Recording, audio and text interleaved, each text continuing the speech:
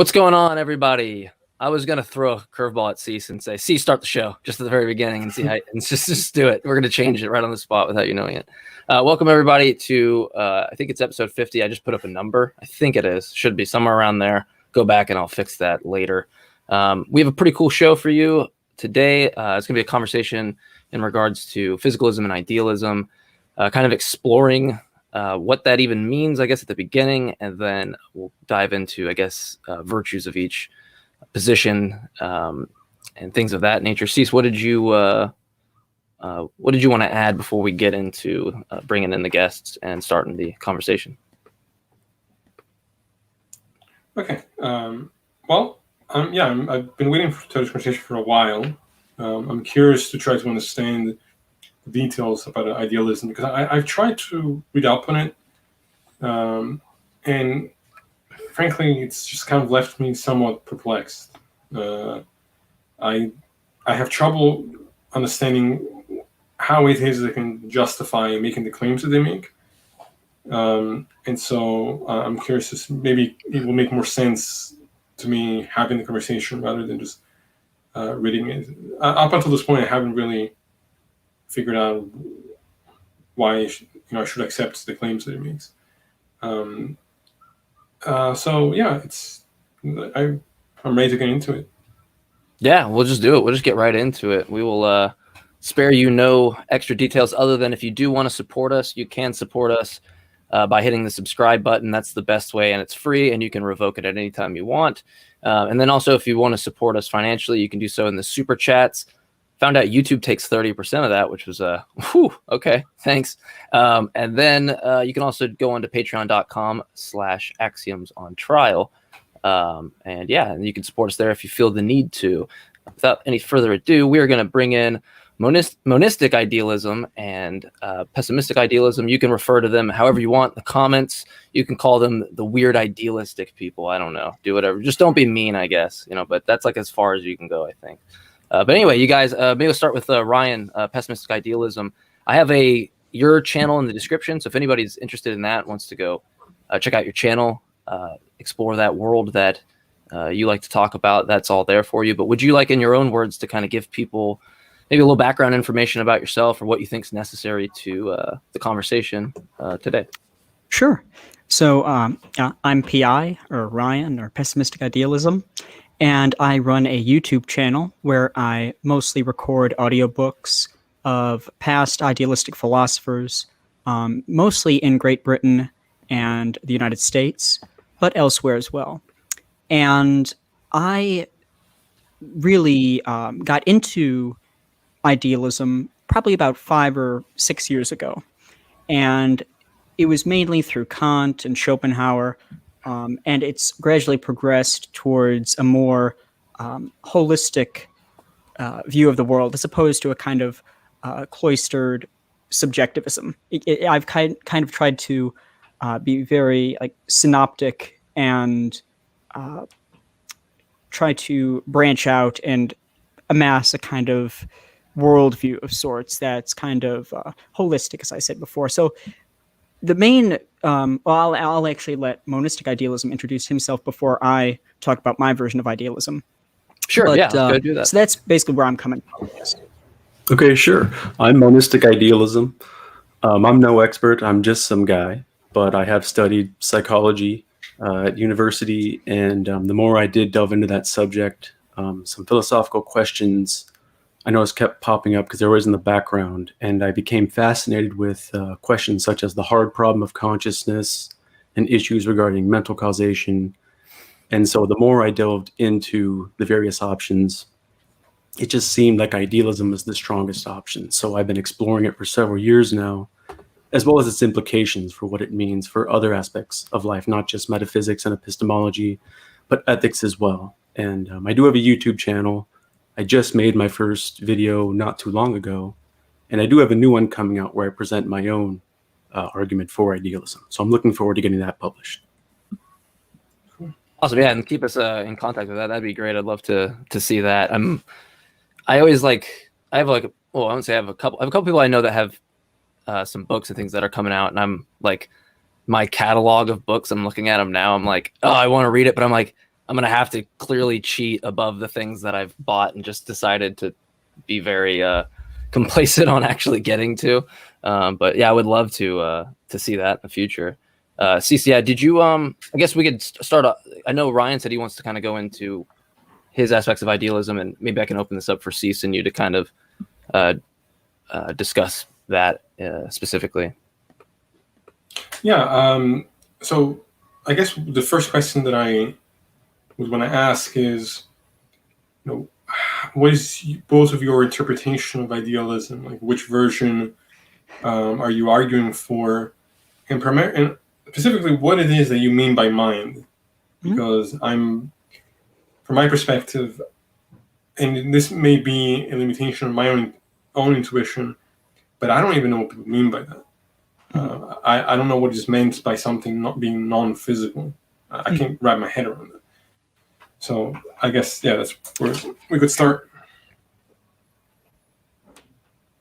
Let's see. Should I go into idealism first or mind first? I think I'll go into idealism first, and then I think I can go into mind from there. So the idealism that I hold to is not the same as what most people tend to associate with idealism, namely the writings of George Berkeley, the Irish Anglican bishop who's famous for denying the reality of matter. The idealism that I hold to is Hegelian in a sense. So it's essentially this. So absolute idealists, they tend to view the world or the universe as such as a systematic, organized, coherent, self-determining. So there's nothing outside reality, basically. Everything is internally related. And its reality, basically, is an all-inclusive whole, so to speak, that's exhausted by what we might refer to as thought, mind, spirit, consciousness. I'll go into those terms in a bit. Also, that's something that's very important is that absolutism rejects the idea that one can eliminate any reference to the whole of things or the universe as such when analyzing any one part of something. So likewise, any reference to the whole as such implies reference to all of its parts. And now a third aspect that's also important is that idealism or absolute idealism holds that there is no barrier or intermediary between knowledge and reality. So my idea, so it's essentially, it's similar in a sense to a kind of direct realism when you think about it, speaking with perception, but even with thought as well. And so the last thing that I think is key is that knowledge always transcends one's own immediate state, basically. It always kind of points to a state beyond it, in the sense that we're never really just trapped in the moment. We're always, there's kind of a specious present that's kind of, that holds together the past, present, and future. Our thoughts are always with us, and there's really no, we're not little monads, basically. We're not little solipsists all trapped in our own little worlds. Rather, everything is continuous with everything else. So it's a very, one might say, it's a very holistic and anti-abstractionist view of the world. So that's how I interpret idealism. But could I ask a clarifying question on one thing? I didn't know if I heard you. If I didn't know if I heard the opposite of what you said, or did you say you exactly do look at, like, say, agent has property P and therefore you can infer property P for the whole, or are you saying you don't do that? I didn't know which one I heard. Oh, so rather it's something like this. So all judgments are, I'll put it this way. All judgments are existential judgments, in the sense that every judgment that we make can be reinterpreted as the following. Reality is such that S is P. So when we tend to say the cat is on the mat, well, that's all fine and good, but what we're really referring to is reality. So cat on the mat, those are just abstractions from reality as such. And reality is the logical subject of all of our judgments. So when you were saying the thing about the agent, agent is property P, it seemed like you said then the whole is property P. Something like that. Was that what you were trying? Yeah, like if you were to take from your consciousness or something, I mean, this might be a bad way to put it on the top of my head, but that kind of extrapolating the mental from that point, which I think is the only point you can, to maybe a universal consciousness, which I don't know if necessarily what you hold, but I'm wondering if that same property is part of the whole. Which no, I would not say that would be a invalid inference. I think it's rather something along the lines of this. Are you familiar with the poem by Tennyson, Flower in the Crannied Wall? So it's kind of like if you knew everything about the flower in the crannied wall, you'd know everything there is in the entire universe, kind of thing. Everything is internally related to everything else. So if one thing changes, that implies a change in everything else in the universe, basically. So it's a radical, if you want to say that, a radical kind of monism. And that's what I really meant when I said that one cannot eliminate a reference to the whole when isolating one of the parts. If we were to do that, then we would commit ourselves to fundamentally changing. That, or kind of like reification of something that's an abstraction. So for example, to take this Coke can right here as something that exists all by itself outside of relations to anything else, to hold this up as something which exists truly independently of everything else would be fallacious on my point of view. It's essentially, it holds to the doctrine of internal relations. So if we try to strip a thing of all of its relations, in the sense like, think of a person and strip them of their language, their past, their future, their upbringing, all that kind of stuff, ultimately you're left with essentially nothing. It's kind of like that. But when I mean that you can't really treat one of the parts as something independent of the whole, it's kind of like that. So before because I want to ask Monistic Idealism how he defines it as well, but I did want to get one point of clarification because I was confused about something you said. Sure. On one hand, you said that your philosophy is one of realism. Like you think that you have access to reality, totally. Right. But then you also There's no said limits to thought. But then you also said something about there being different states of thought, like that we may be in one state, but there are other states. Let's see. So I said that the knowledge situation is essentially a self-transcendent kind of thing. So this is kind of so when I was saying like our knowledge situation, when I perceive something, when I infer something from something else, I'm essentially kind of transcending my own immediate state in a sense. I'm recognizing my own relation with a particular object. So when I perceive a chair, let's say, and I make the judgment, I see a chair, let's say.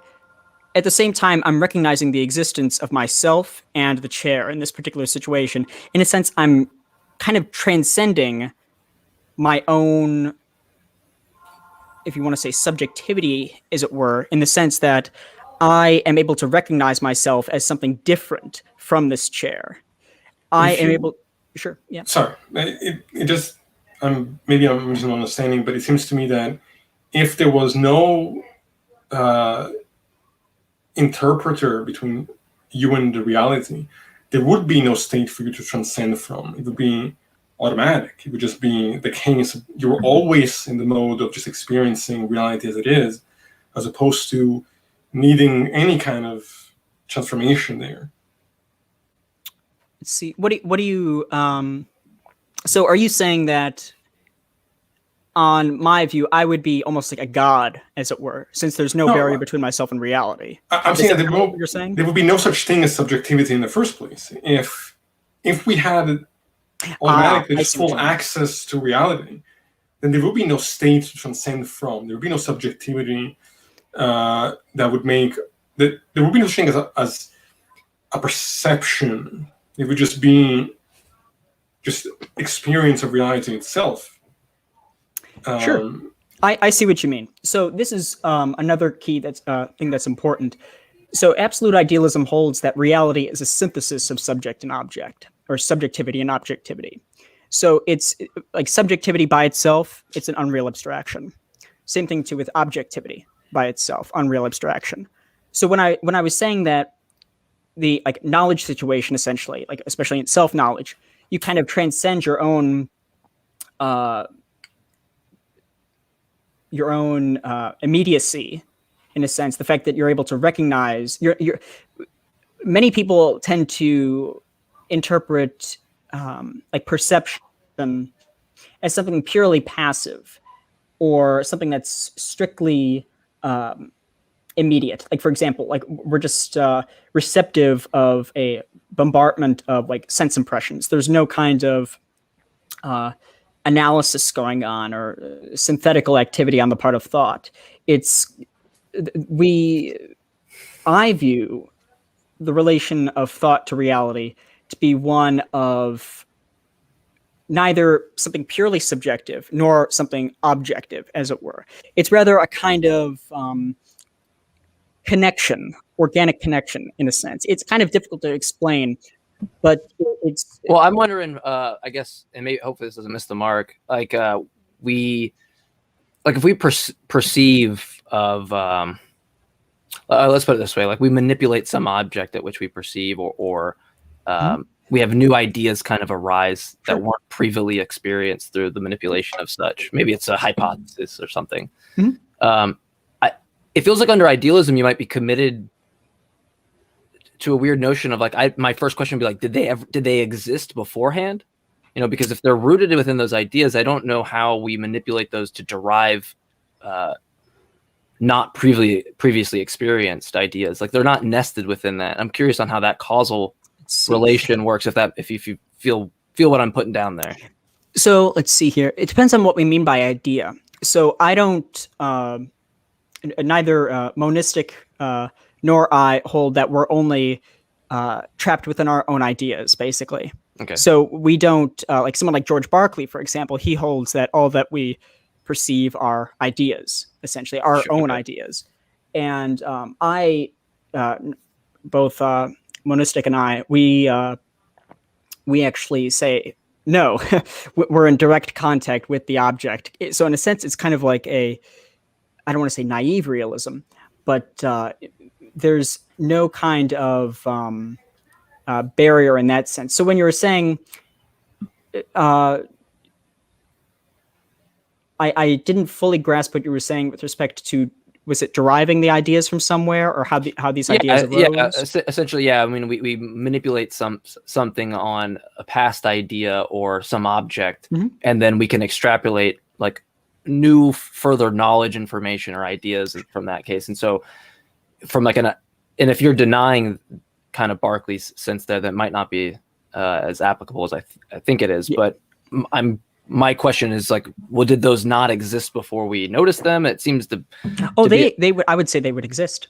And then I'd be curious. That would, for me, raise the question of like, how can we understand that through like scientific investigation or explanation? Like, what would that raise? And we can.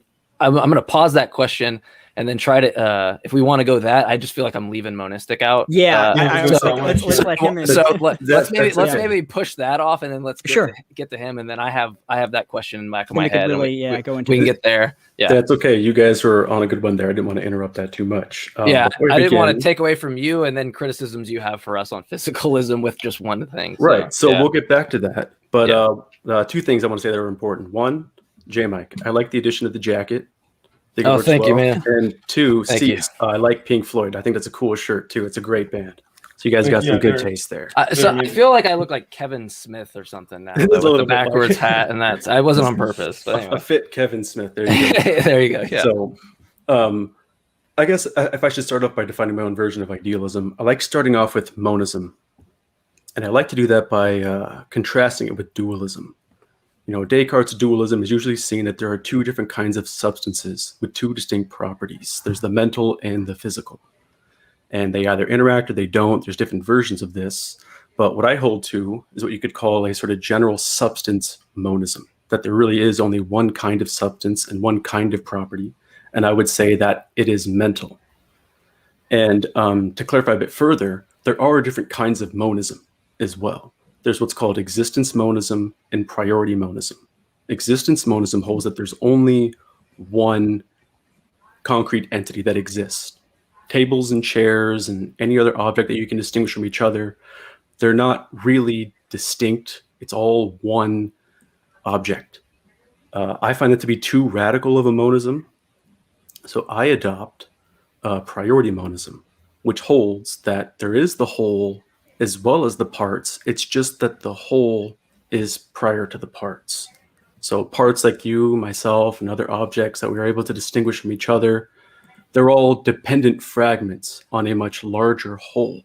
And that whole, I would say, is consciousness. And so this is what makes me a monistic idealist, is that I hold what you may call consciousness, the mental or spirit. It is exhaustive of reality, which means it includes all aspects of existence. So everything that you see, everything that you interact with, everything that exists is exhaustively mental in its nature.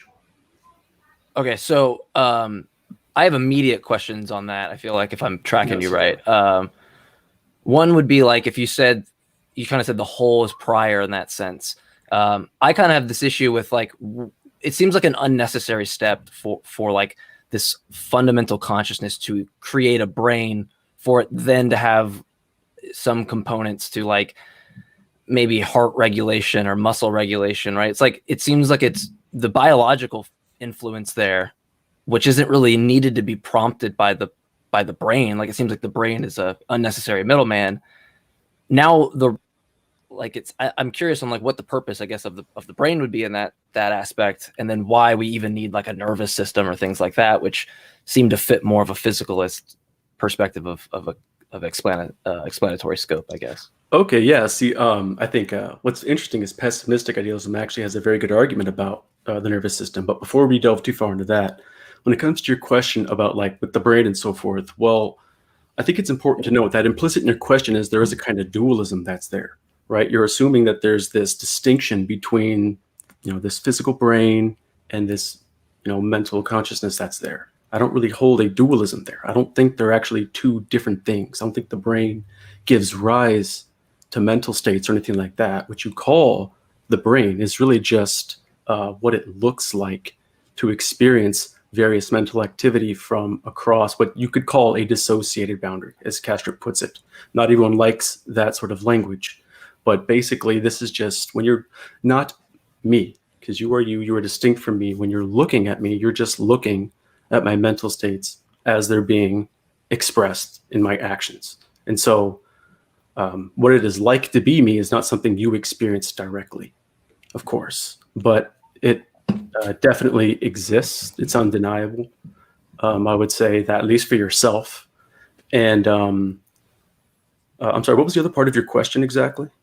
Well, I had a second part I haven't gotten to, but in regards to the first part, it was more so like when you have so I feel like if I'm asking why there need to be a brain at all, if things are fundamentally mental, I don't know why that isn't just a part of its constituent parts, right? Like it seems like there's just an unnecessary brain, especially when we can actually look and see and relate mental content to it. I'm not sure how we kind of throw that off the table in any way, from my perspective, if that makes sense. Well, it's sort of like how William Blake puts it here, that man has no body distinct from his soul. For that called body is a portion of soul discerned by the five senses, the chief inlets of the soul in this age. So what you're calling the body is just that experiential, aspect, but you're able to look at, and you say, well, what's the point of this brain? Well, that's just what it looks like is all. That's just the visual experience of what it is to encounter me. So when it comes to hearing me and other aspects of the senses, sure, that will be given to you in various other aspects. But what it is to be me is not reducible to that brain or to that body. And so when you interact with me, like if I were to ingest a drug or if I just drink coffee, of course it affects my mental states because ultimately they're the same in nature. That's what allows this interaction to take place. If you want to hold on to a distinction between the mental and physical, you're not going to have this interaction. And this is where I think maybe we'll at some point have to move into questions about your versions. Sure. Of Because for me, I mean, we're and I know you would probably just say I beg the question, but it's like when you when you drink coffee or something and you have altercation in that way, it doesn't seem there's a necessary step to have that first as opposed to shaving that off and having that after, right? That seems to be more parsimonious to me than to add this extra step of the whole before it. Maybe we get into that with the physicalism part. And then the last thing I want to say, I guess, before I pass it to Cease, was when you talked about it being like fundamentally conscious. I'm curious on how that works with like unconscious states, like, because clearly I can distinguish unconscious states of like anxiety or unconscious states of forgetting a dream or dreaming. And so if I have a single case of some unconscious aspects, I feel like it just logically follows that idealism would be false, given that the only part of the ontology is consciousness or the mental, and now we have not that essentially. I have an answer to that. So, well, there's a distinction that's been made for a long time. You could make this, the terminology that's used nowadays, I guess you could say there's consciousness proper versus self-reflective consciousness, right? So just because you're not self-reflective of that conscious experience, you don't have memories of it, you're not aware that you're aware, that does not mean there's no conscious experience. Mm-hmm. What we often call unconscious is actually filled with conscious experiences. We record all sorts of activities that we can see in the brain that is indicative of conscious experience, but nonetheless, the subject doesn't report, I didn't have a dream that night, or I didn't know that I said that, or that I saw that, or anything. So it's still happening. And there's various articles that have been put out there about this. I think Bernardo Kastrup has one that specifically addresses that various issue. But another thing to point out is that even if my consciousness were to come and go, which I don't think it does, just because the part may come and go, that does not mean the whole comes and goes. There is still the existence of consciousness, even if my own consciousness may go in and out, which I don't think it does, as I noted before. So you would just kind of deny, if that was formulated, you would probably deny that like second premise essentially. If the second premise is that there is this like unconscious just process, like there would be like an unconscious process that we could detect. I would basically deny that essentially. Okay. Sorry, Yeah, go ahead, Cease. I don't want to go in circles forever when we all four of us have a lot to talk about here. So I'm trying to figure out how to approach this conversation, because already about 15 things have been said that I just jump out at me as severely problematic. Sure. The first is that it sounds to me like the two of you don't agree on this issue of subjectivity. It seems like you have two different notions. We're a bit different, yeah. Okay, so I just wanted to make sure that I was following the line of thought. We are as well. Yeah, so, okay. Now, I don't think that the existence of the unconscious, I mean, you mentioned the paper that was published. From my understanding, yes, there's brain activity, but that is not the same thing as conscious activity. That is the brain operating, but it doesn't deny the fact that there's an unconscious phenomena that's taking place. But that's not as important as the other things I want to bring up. I don't understand on what grounds you could say that we have access to reality as it is, regardless of the possible ontology of what this all is. And I actually agree with you guys that, yes, there is one thing. And I may even take the more extreme version, which is that that our views of the differences among objects is actually a narrative that is emergent rather than what is actually fundamentally there. But I'm more agnostic on that point. But Wittgenstein talks about this notion of the field of vision, right? Like, how could we ever know that what we're experiencing is actually what is really there, as opposed to just a perception limited by the type of beings that we are? Like, an ant is not aware of the fact that there is a whole other quantum world out there. Like, right, they operate on the limitations that they exist with, and to talk about this complete link between the subject and the object is like, to me it almost sounds like you're making an object of consciousness, like claiming that we can be driving the car and simultaneously step outside of the car and know what that is like. And again, I don't mean this in an attacking way, but it is incomprehensible to me. I would call that approach epistemological dualism. This idea that there's the person in the car and then there's the world outside the car, right? And there's some kind of intermediary, but like an idea, for example, or a representation of a thing. I wouldn't say it's a dualism, because it's a conceptual dualism. It's an epistemological dualism. Let me put it that way, as opposed to an ontological dualism. Well, okay. Well, are you raising an issue with like the fact that you would have a something of a physical system would have like a representation of a physical system? By representation here, I'm meaning like, for example, when we, let's see here, like if we go old school and go back to like Locke, for example, who held that all that we perceive are essentially primary ideas. Primary and secondary qualities. And that's a whole other story too, with where he went with that. But he maintained that there was a fundamental dualism in knowledge between ourselves and the objects in the external world, as it were. And we only had access to them through our ideas. And he said there's a kind of causal connection between the objects and our ideas. And that's essentially how his epistemology was established.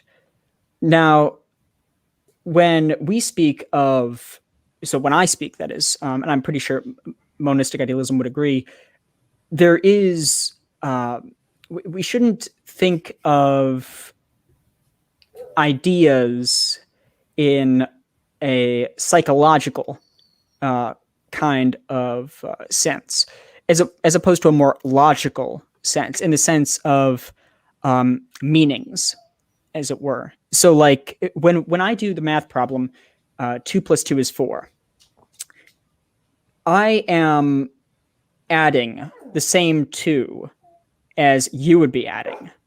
Essentially, there aren't 2 different 2s, basically. One inside my head, one inside your head. We're grasping a kind of universal, in a sense, a kind of a meaning that can be contemplated by both of us without having to be in 2 places at once, essentially.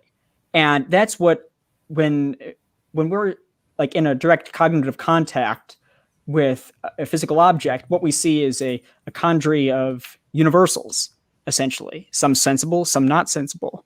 And they are, the objects share the same categorical structure, or a parallel structure to that of our thinking process, in a sense of being composed of universals. Our thought operates through universals, not particular like discrete atoms, like sensations and things like that. We're able to think of the same thing that we thought of 2 weeks ago without having, it's not 2 separate thoughts.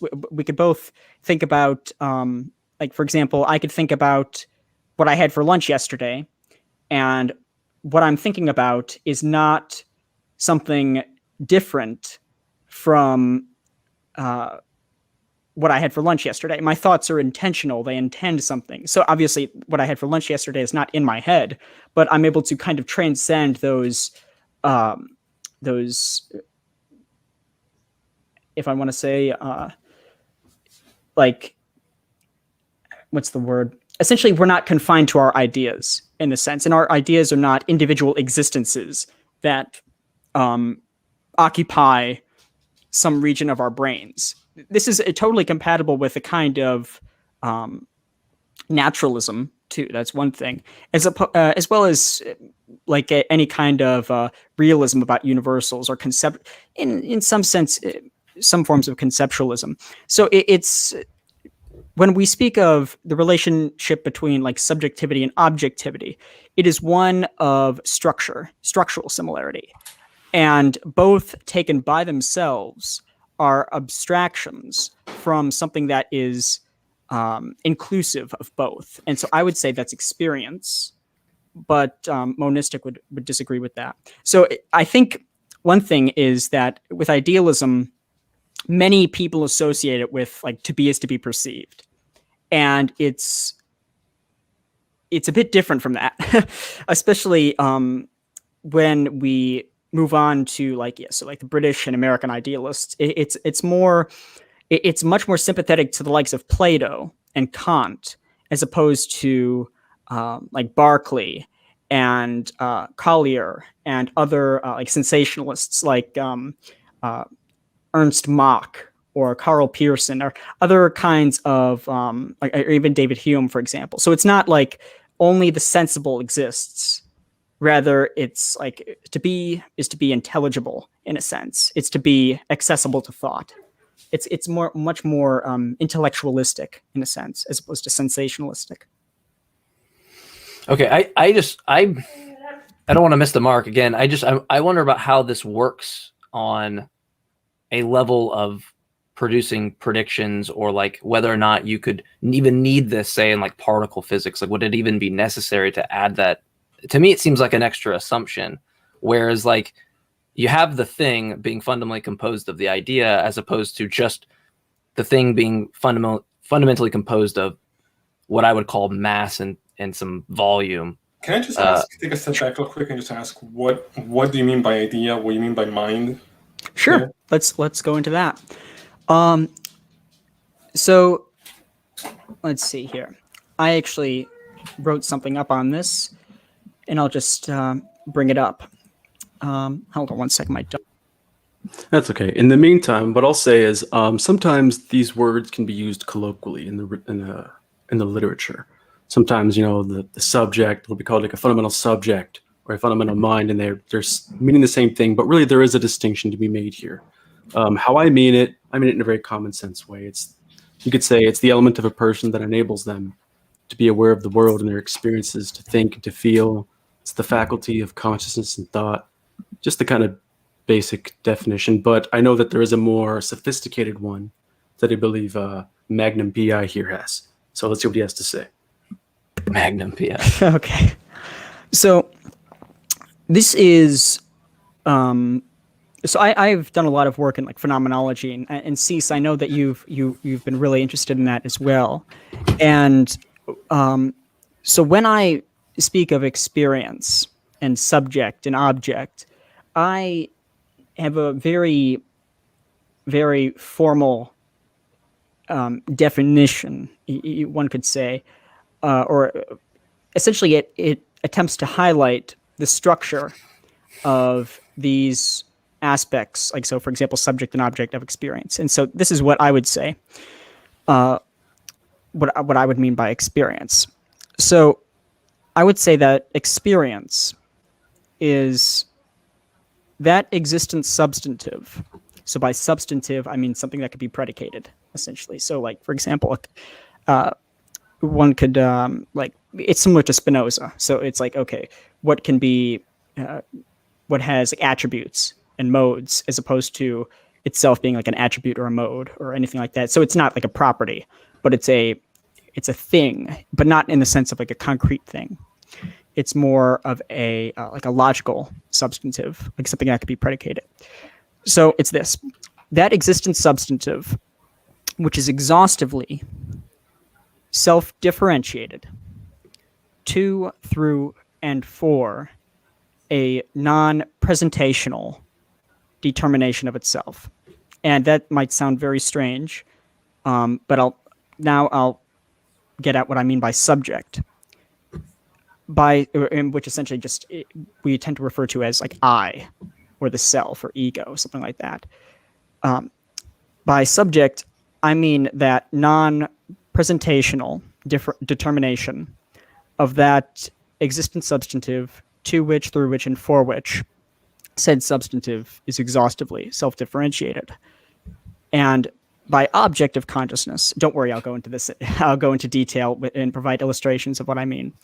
I mean, by objective consciousness, I mean that presentational or non-presentational determination of experience that is actively intended by a non-presentational determination of that experience itself or the subject.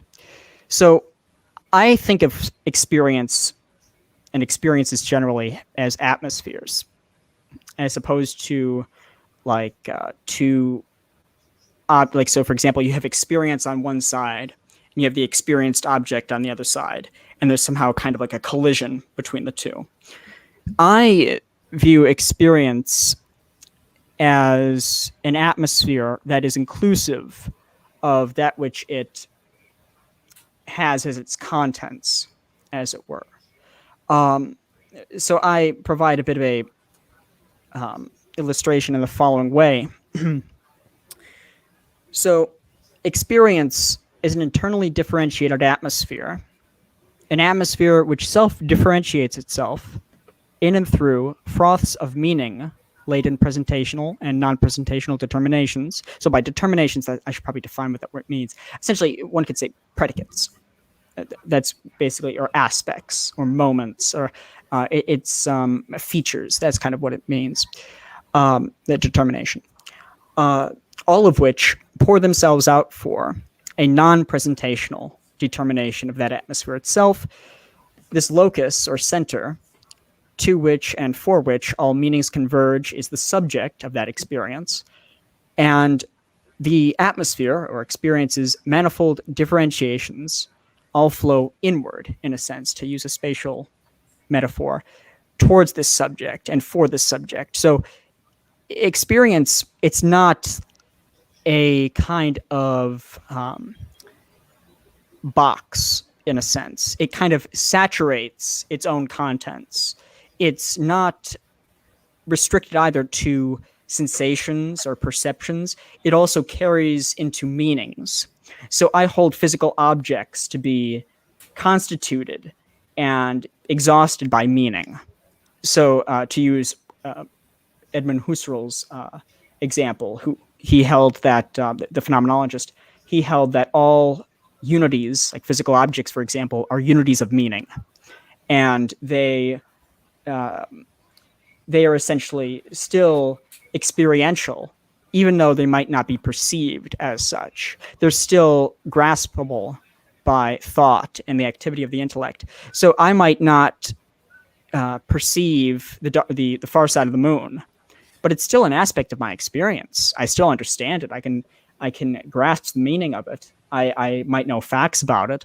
It's not something that is alien to my experience. It still enters into it in a way that's non-presentational. So that's what I mean by presentational as opposed to non-presentational. Presentational would be like sense data, like the color of the Coke can here, the smell of a flower, the taste of a piece of bread, that kind of tactile, sensory, if you want to say material, or to use the Greek term that Husserl uses, like hyletic character. So it's kind of like a more substantive kind of aspect of experience, but it's still qualitative. So that's kind of a bit abstract. I think monistic idealism, his is more concise. But for me, I try to widen the meaning of experience to be as synoptic and inclusive as possible, to really capture what experience is like. We tend to kind of treat it as something that's just like an activity, or a kind of like a what's the word, like a container, or like a box that things are placed in from the outside, as it were, as opposed to something that grows from within. It's something that is not, I should probably say this as well, like individual experiences are kind of, they interpenetrate each other. So my past experiences live in the present, in a sense. I'm not totally barred from my past any more than you are totally barred from my own experience right now. We're able to communicate through obviously abstract terms, but we're still able to grasp meanings. Let me just jump in real quick. Sure. And I do want to hear monistic idealism responses to it as well, but a few things. You brought up Husserl. I mean, don't forget that the phenomenology is not, historically speaking, focused on making any claims about ontology. It's talking about what we can derive about experience. Like, what can we? Is there a way to talk about subjective experience in objective terms, in some sense? But it is not concerned with making any kind of claims of certainty about ontology, as far as I understand it. There's nothing that you've said here that seems to me like I can get behind the idea that when we have an experience, and we're talking about perceptions, that is deeply embedded in the meanings and the relations with myself and things with themselves, my past memories, everything you've just said. I don't necessarily agree with your description of experience there. Anything non-physical going on, anything ontologically mental, I still struggle with what that even means. Yeah. Okay, I got something to add to that again. Yes, please. Well. So, before you were talking about a phenomenology and reality. Well, if there is a dualism between experience and reality, then I see your point. But if reality is experience, then it seems like phenomenology might have more to say than previously thought. And when it comes to, oh darn it just escaped me for a second. What was that very last point you just said? That I don't see any reason to assume the ontology to be mental, but worse than that, I am still unclear. Oh, about non-physical. That's right. Okay, what so I remember. Mean by okay, so this is where the tables need to be turned a bit, and where we need to ask you guys about what is the physical. Because to me, when I look at what science is, for instance, right, when we talk about what physics describes and chemistry and biology, this is an empirical description. It's just a description of our experience. But you two seem to want to hold a duality between experience and reality. So if reality is not exhaustively experiential, if it's something more than our experience, well, then I'm not really seeing what exactly the physical is supposed to be. And when I look at what science does, it only tells us about what I'm experiencing, and it predicts other experiences. So why add something more like this physical, which I'm not even sure we have a coherent description of, when we can just talk about our experiences as the idealist would put it? And even if, and I'll add to that, even if you were to say what lies beyond experience, you would still be attaching a meaning to it. And it would still, in a sense, be entering into your experience in some form that's non-sensuous, of course. It would be in terms of thought. No, because I've made no statement about what could lie behind. In principle, I can't make any statement of meaning about what could lie beyond my perception. I think you would actually kind of be a bit inconsistent there. You know that there's something beyond it. So you know that something exists beyond it. In the sense, well, yes, as a matter of principle, in the sense so it must that have some we know character what it's besides like. Existence. Obviously, sure, it would be in a causal relation. So we can know a lot of things. Yeah. No, it isn't of any kind of. So let me address. Well, sure. Did Mike want to jump in first? Because I have some things to say here. But go ahead, right ahead before you forget or anything like that. Yeah. Okay, so there's a number of things here. I'm trying to put it all together. What you both just said. The first is that, I know what it's like. For example, I'm not in France right now, right? Like, I don't have the experience of being in France. I don't know. I've never been to France. There's not much I can say about France on an experiential level. There's enough. I have enough information, prior that can tell me there is such a thing there that I can look at, that I can talk about. But I guess my perspective is that I am a physicalist. I assume deontology based on the available tools and epistemology we can apply. I'm not. The ontology could be any number of things. Like, it could be dualistic, it could be idealistic, it could be physicalist. I don't have any certainty about that, but the only perspective that I think it can even begin to make sense and has the capacity to make novel predictions, to me so far seems to be the physicalist perspective. Now, Monistic asked, well, what is it that we mean by the physical, and if there's something beyond experience, am I not arguing for a duality there? I would say no, because I'm not claiming that the ontology changes. I'm just talking about the difference between the perception and the thing itself. When you're talking about this idea of interacting with reality as it is, well, we know already through scientific discourse that our day-to-day experience of the world is inaccurate. That we've developed tools that then, yes, bring us other experiences, but they're showing us that what we have assumed to be fundamental about reality is actually not fundamental. Our common sense notions that are derived from our daily experience is actually problematic. And so I'm not assuming any kind of duality in ontology. I'm saying that it's epistemological. Yeah, in the sense that I, even if somehow, other than the fact that, people like, again, I hate going back to him over and over, but people like Wittgenstein and those in his circle have shown the severe problems of this idea that language and our experience is actually capturing something real out there. I don't go to their extreme. I think our language does capture something, but I think that something is ambiguous. And I think we have to be humble about the degree to which we are connecting with something that is out there, beyond our perception. Sure. And so to me, it seems like, we have, I see no reason to assume, and again, it's worse than that. I don't know what is meant by the mental. When I think about the physical, I just mean matter within space and time. And we can, at the most, talk about the relationships among matter within space and time, and possibly some abstractions can be derived through those descriptions. But now, I don't think those abstractions have really an ontology there. I don't think that there is some mental thing that now those abstractions exist in.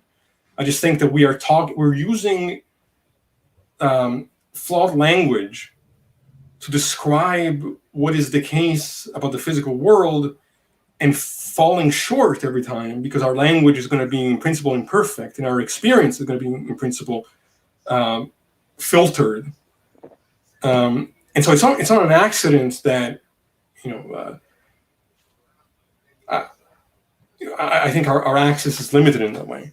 And I'm not sure to what degree I believe that when we encounter an object, there's there are these universal fundamental properties that when we're talking about our phenomenology are there independent of our perception. Like, I think they're immanent. Let me put it this way: they're immanent in the thing. So that's just what we like. There, as opposed to something like transcendent, like a Platonic form, or anything like that. Let me phrase it this way: there is our perception of the thing. From my perspective, it's our perception of the thing, sure, which is grounded in our experience and our subjectivity. And then there is something about the thing itself that is beyond that we cannot access.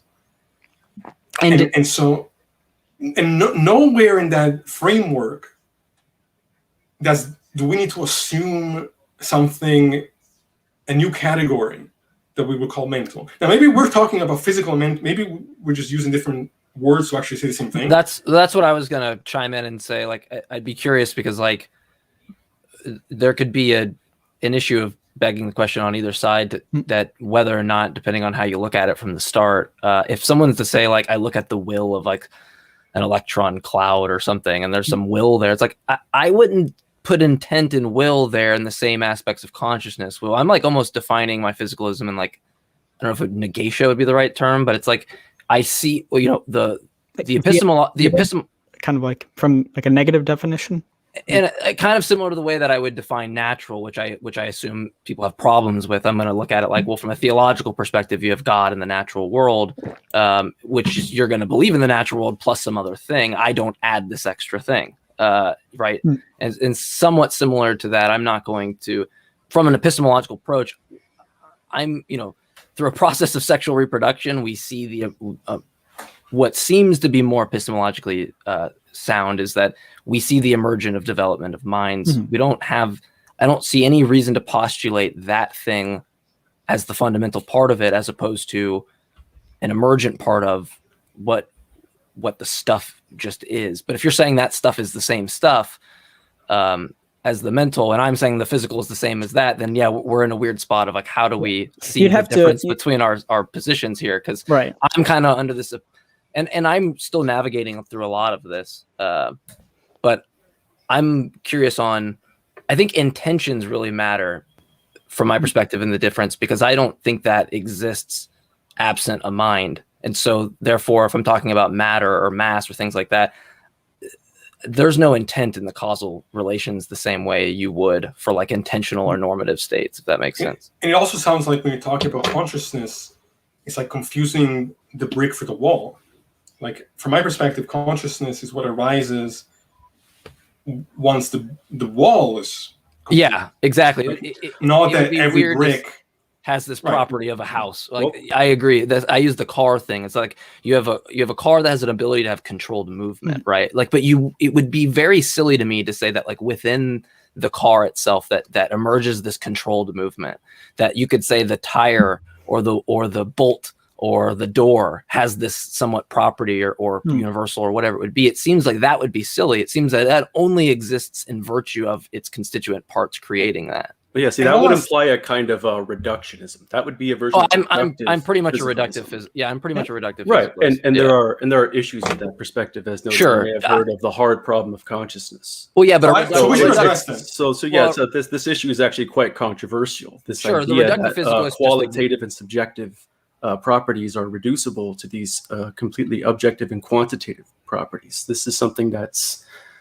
being pushed back against more and more. People are being pushed more into a non-reductive physicalism. There's arguments I can give against. No, I agree. If you would like, but I know we're just figuring some stuff out first. I already know that I'm in a camp on my own if I commit there. And when I say I'm navigating, I've kind of traveled through identity theory, functionalism, things like that, where I try to see what it is that probably fits best. So I don't know if I commit myself. I'd say for this to be as charitable as I can to you guys, I would commit to one so that I'm not playing a bit of ambiguity there.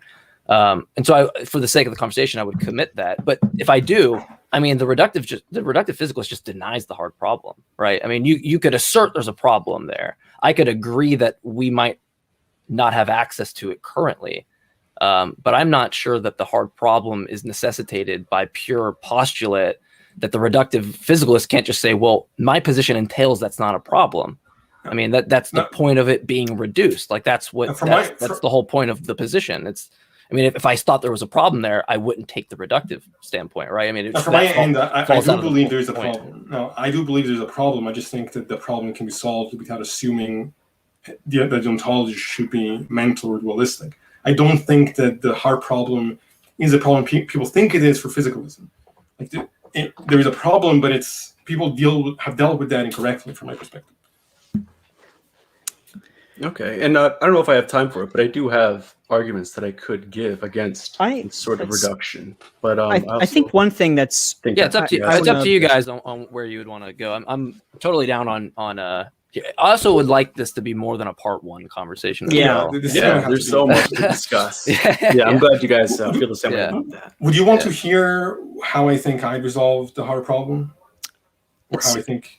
I think one thing that's even more important is just what we mean by real as opposed to unreal. Like, for example, clearly there's a difference. And I see frequently we need a way to distinguish the real from the imaginary.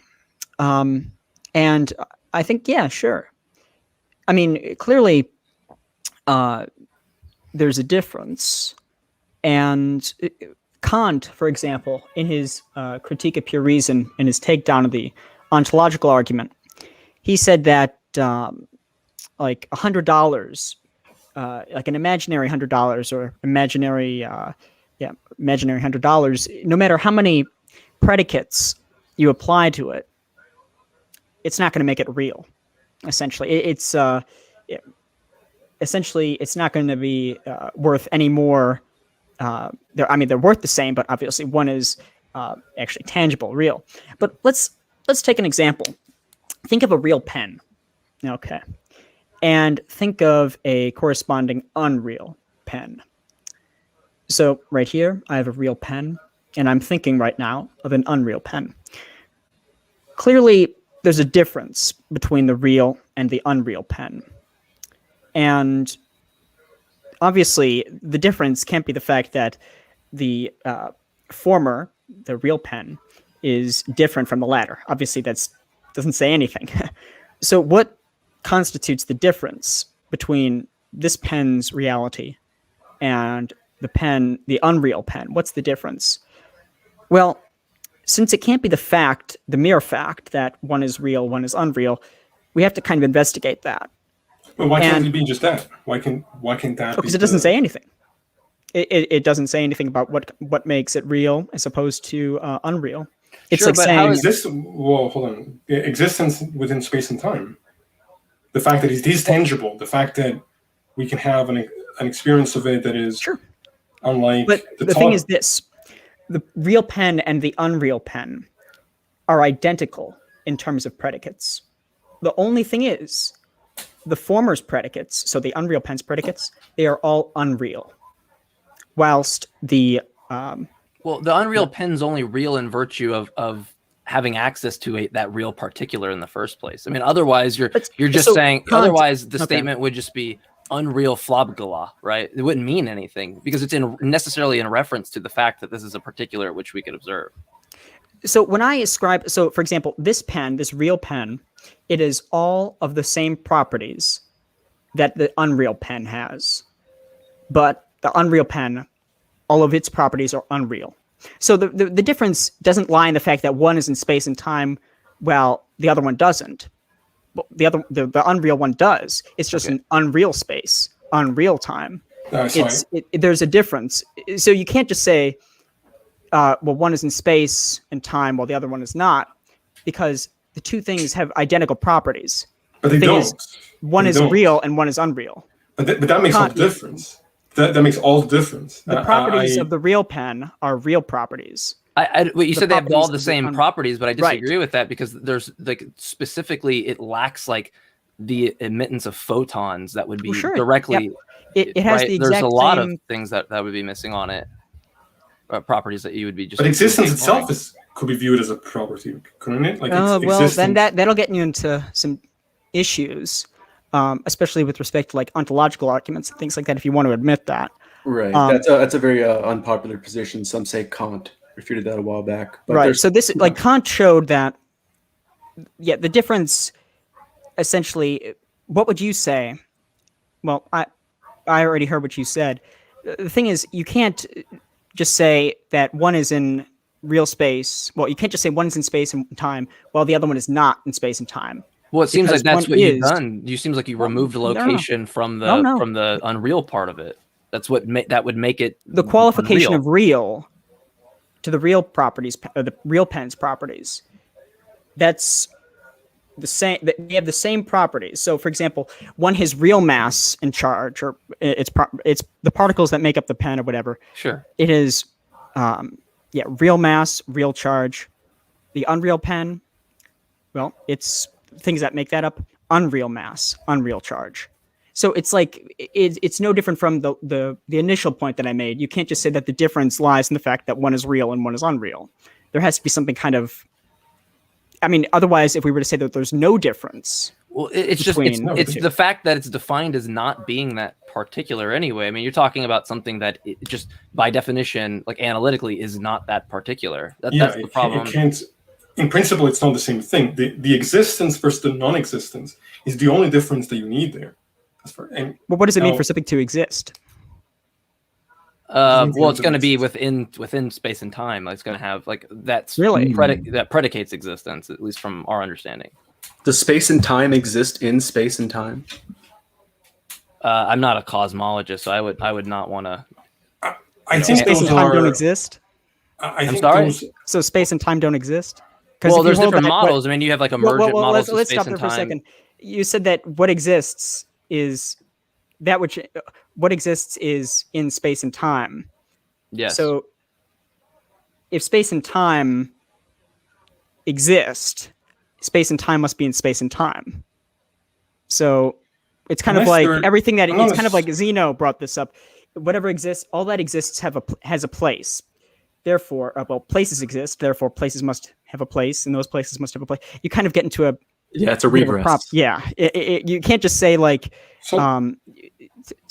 as soon as you say everything that something exists, if and only if it is in space and time. Well, but you're thinking about space and time. That's what it means to exist. That's what it's predicated on. No, I get what you're saying, but I think there's a confusion of terms here. It depends on, I think, how the notion of space and time is defined, right? I agree. It could be.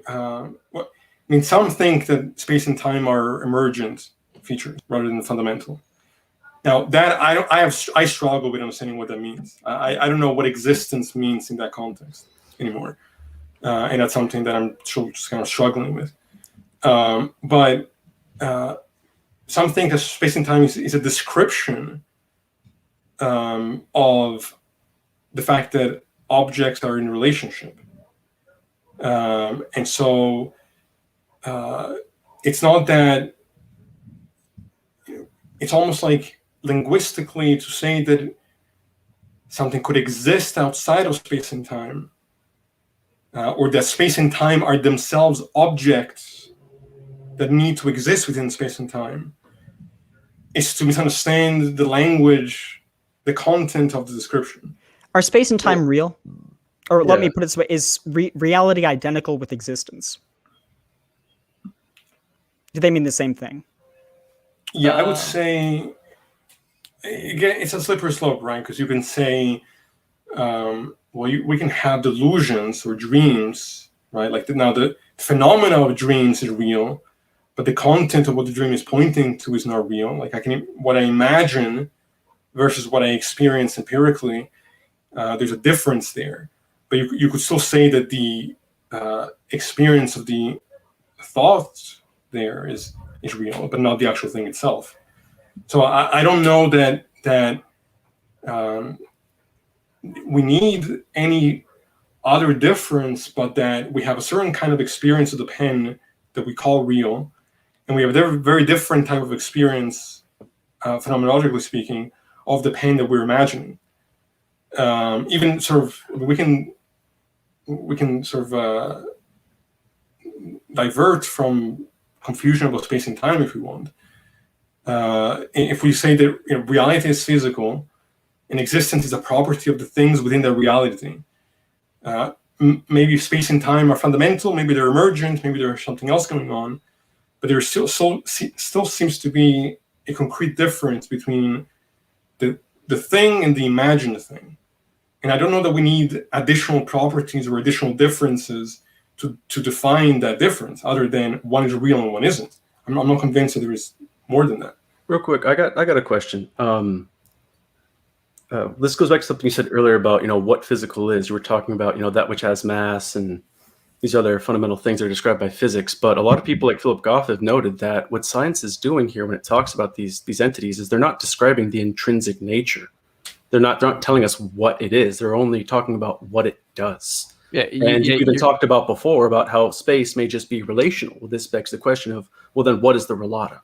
If space and time, if what it is relational, there's going to be something it has to relate to. There's some, you could call it a substratum, something that it relates to. So what is that space and time relates to? If space and time is not itself, this substantival, substratum that is the ground of all beings and objects. And what really is the physical if science only tells us what matter does, so to speak, rather than telling us what matter is? I'll answer that, and then Mike, I would like to hear your perspective on that as well.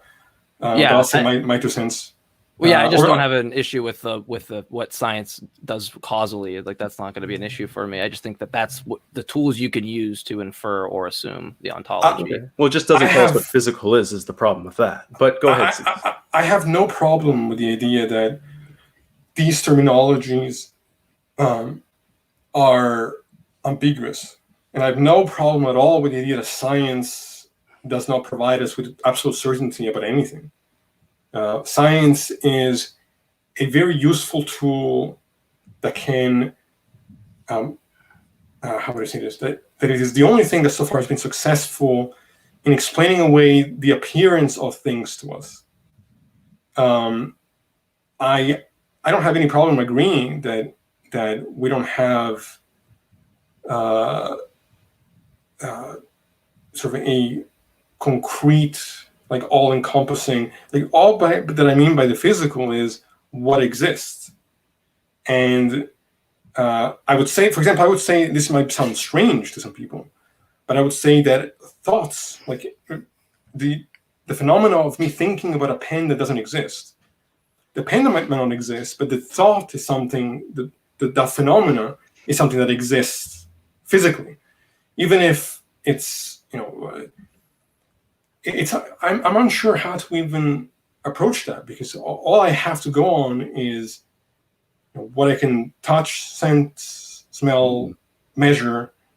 But I also don't think that things need my perception to exist. Like, this is confusing, I think, the perception for the thing itself, the description for the thing itself. I do want to post this comment that I think is important.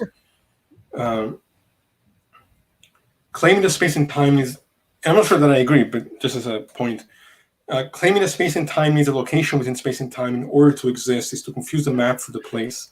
Yeah. The location in space and time is the place. Space and time is itself the map. Yeah, pessimistic idealism has a pretty good refutation of this. So there's a bit of a problem here. Suppose it is true that something exists if and only if it is in X. However, something can only be in X if X exists. Therefore, if it is true that something exists if and only if it is in X, then X must itself exist. But if X exists, then X must itself be an XA, let's say. But something cannot exist if it, unless it was in. Sure, yeah. Let me do it this way. I was thinking you do, because it's hard for me to follow, in my mind with so many X's. Sure. So premise one. Let me put it. Let me just, if I can. When you get the chance, I would also like you to answer this. Sure. The idealists are failing to describe the connection between the world experienced when eyes are shut and the regularities or patterns described by physics.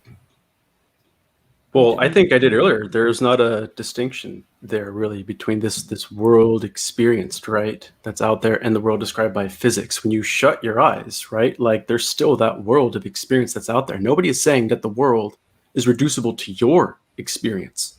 I think especially with the kind of idealism that's been described by pessimistic idealism and myself, is that there is experience as a whole, right? And so I'm only having a partial experience right now. But just because the part may be absent if I were to close my eyes, that doesn't mean that the whole is gone. This would be a kind of like a composition fallacy. So I fail to understand, though, from that perspective, why we should assume that experience is this totality, rather than experience being the product of or something emergent from the brain as a limited, like, why extrapolate experience from an individual to everything is experience? Sure, we I can go into don't that see in a bit. how that follows. Must be in X A. I'll try to copy it and put it in here if I Sure. can. Let's see here. If you want. Oh, okay. So he clarifies. He did not say distinction. He said connection.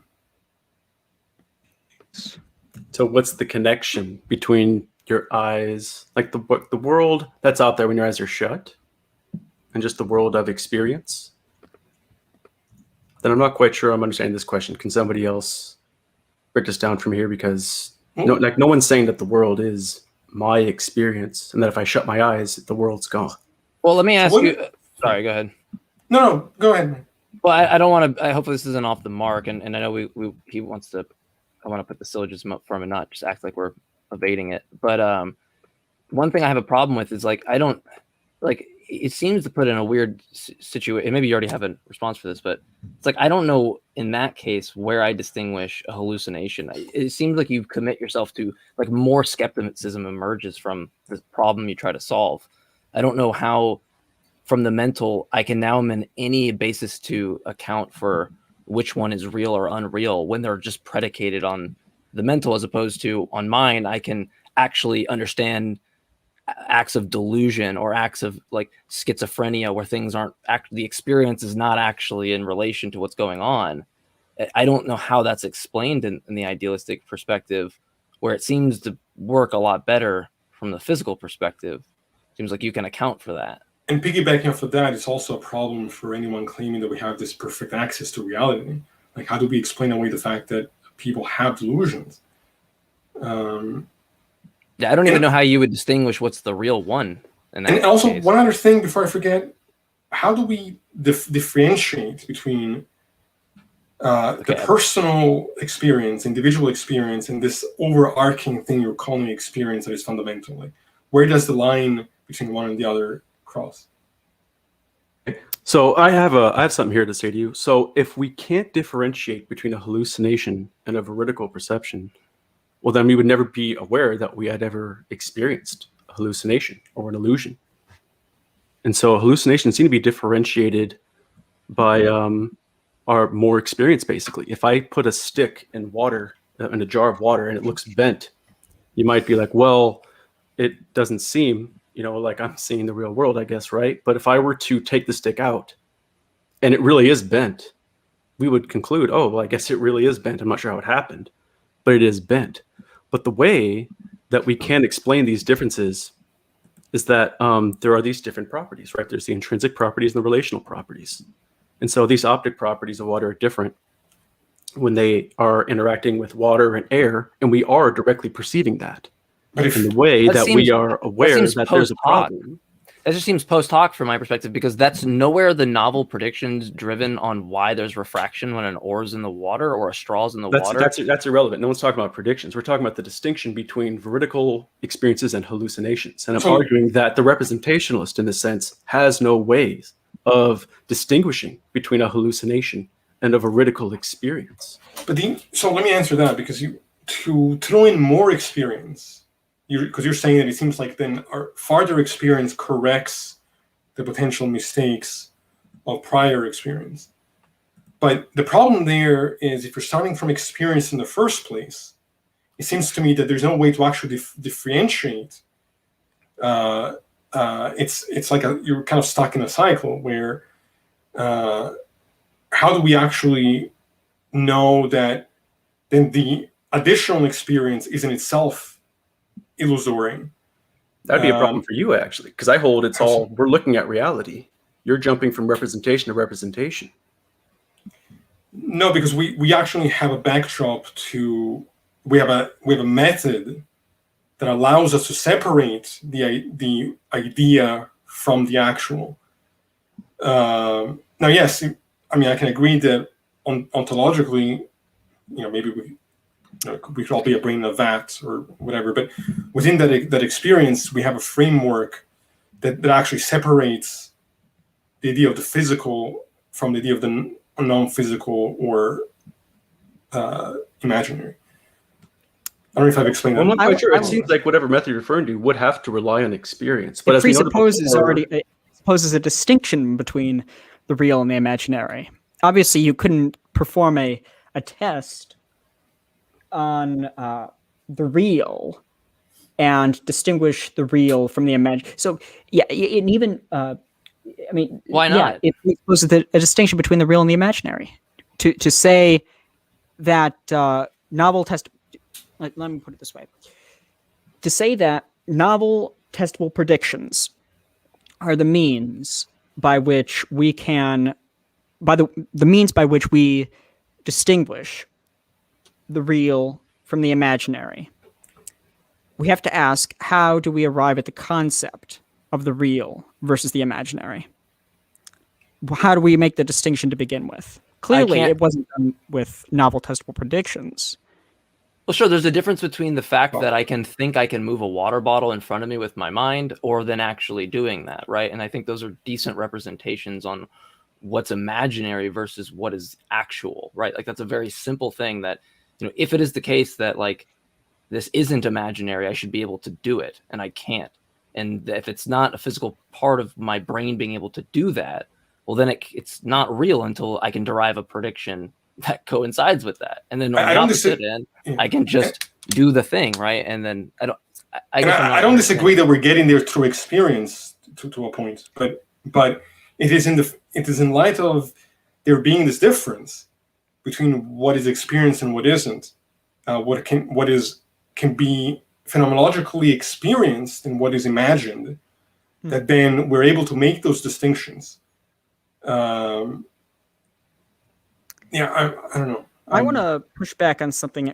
So I think you said to me in the past, you agreed that so experience, in essence, is for J. Mike. I think that you would probably agree to this more.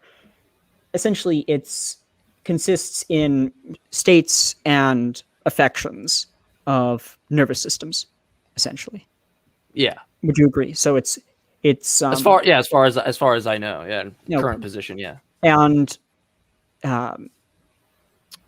cease, you would, if you're non-reductivist, essentially, you would probably say something along the lines of the let's see here, the experience. So real quick, are you a non-reductivist in an ontological sense? Are you saying that the mental is ontologically not reducible? No, I think he thinks like epistemologically, though. No, I'm not sure, though. Sure. That's a good question. What is that, Cease? So wait, can you ask that again? Are you, when you say you're a non-reductive physicalist, are you saying that the mental is like ontologically irreducible to the physical, or are you saying that it's just epistemological? No, okay, so maybe this might help if I kind of approach what I think about the hard problem, right? Because I've read different definitions of a non-reductive physicalist, and some make sense to me and some other ones don't. So I don't like particular labels to begin with. So I'll phrase it this way. My intuitions suggest that, yes, I agree with you that I'm a monist, that there's one substance, but that I think that the substance is physical. Now, when we're describing, I agree that there is a hard problem. There are subjective limitations that we cannot overcome. Like, I can never know what it's like to experience your experience. And I agree that no physical description of, for example, obviously, Nagel's paper, like what it's like to be a bat, right? Or Mary's room. I think all those are fine. Like, there's no physical description of those phenomena that's going to tell me if I'm colorblind, what red is, or if I'm not a bat, how a bat experiences existence objectively. But none of that suggests to me that there's a problem ontologically with physicalism. What it suggests to me is that there are linguistic limitations by virtue of the fact that the description is always secondary to the phenomena. That's not to say that the phenomena is non-physical, or that the phenomena is somehow mental. Again, I don't know, I struggle to see what that means. Or that the phenomena is bound or can only exist through consciousness. What the hard problem is a real problem, but it's not. It's one that can be understood once we recognize our subjective and linguistic limitations, and in doing so, I believe that the conclusion to be derived from that is we can't actually solve it, and we can't solve it because physicalism fails, but we can't solve it because of those limitations that cannot be overcome. And it's not because physicalism fails, but it's because of facts that are observable of physicalism. Okay, I have a response to that, but I kind of cut off pessimistic idealism earlier. Was there something you wanted to say before I get to that? Or? Wanted to, I guess, come on the attack, as it were, a bit. Not like in a forceful way, but Sure. to point out an issue. So I have my screen. I don't know if the screen share thing is working, but let's see here. You want me to put that up? Yeah, that'd be great. Okay, sweet. Sorry. To make it easier to read, I could probably even zoom in a bit further. So this is based upon some conversations that I heard you guys have, even with like T-Jump as well. But essentially, you seem to agree that all that is empirically accessible by subjects, I just mean conscious individuals or whatever, are their respective experiences, correct? So you would say like we're basically all that we have empirical access to is what is in our experiences, right? You would say.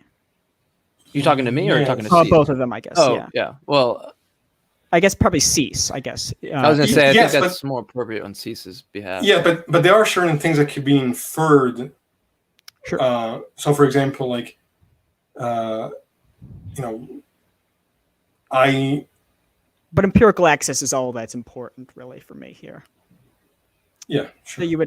So that's really all that's needed. Well, let me just clarify real quick. Sure. Just to clarify, like, obviously, right now, like, I can't see past the street, right? Like, sure. I don't have, but I can infer that there is a street that exists there. Yeah, that's fine. Okay. Yeah. And now there's another premise that I think probably both of you would agree. So empirical evidence supplied by the empirical sciences, so like physics, neuroscience, whatever, regarding the structures, functions, and activities of subjects' nervous system justifies subjects in holding that subjects' experiences are caused by electrochemical changes occurring in said subjects' respective nervous systems. Would you probably agree with that? I would say that's basically from a fallibilistic standpoint. Yeah, sure, yeah. Perfect. Yeah. And from here, there's a bit of an issue, and I'll defend this in with another tab. But then, said subject is thereby committed to the position that all that is empirically accessible to subjects is caused by electrochemical changes occurring in subjects' respective nervous systems. Okay, that's fine. But premise 2. If a subject is committed to the position that all that is empirically accessible to subjects is caused by electrochemical changes occurring in subjects' respective nervous systems, then said subject is thereby committed to the position that neither subjects' own nervous systems nor the respective nervous systems of other subjects are empirically accessible to subjects. And I'll defend this premise because this is the most controversial one. I was going to say, if you could elucidate. Yes, more, yeah. great. This is I have another argument that's similar, but the defense of this premise is similar. So, and I'll just go into this one. So if a subject is committed to the position that all that is empirically accessible to subjects consists in affections of subjects' respective nervous systems, then said subject is thereby committed to the position that neither subject 1, so that's just one individual, subject 1's nervous system, N1, nor subject 2's nervous system, N2, is empirically accessible to subject 1, and that neither subject 2's nervous system, N2, nor subject 1's nervous system, N1, is empirically accessible to subject 2. And the reason is the following. Let me, if I could skip a bit. The reason is the following. Suppose that a subject was committed to the latter position, but not the former. Indeed, suppose that said subject held that all that is empirically accessible to subjects consists in affections of subjects' respective nervous systems, and that subject 1's nervous system, N1, was empirically accessible to subject 1, and that subject 2's nervous system, N2, was empirically accessible to subject 2. What are the consequences that result from this pairing? Well, a contradiction. By holding to both positions, one would commit themselves to the contradiction that subject 1's nervous system, N1, and subject 2's nervous system, N2, were affections of themselves. And this is absurd. An affection, so there's also another way this could go, so we could talk about cause as well, but let's talk about affections.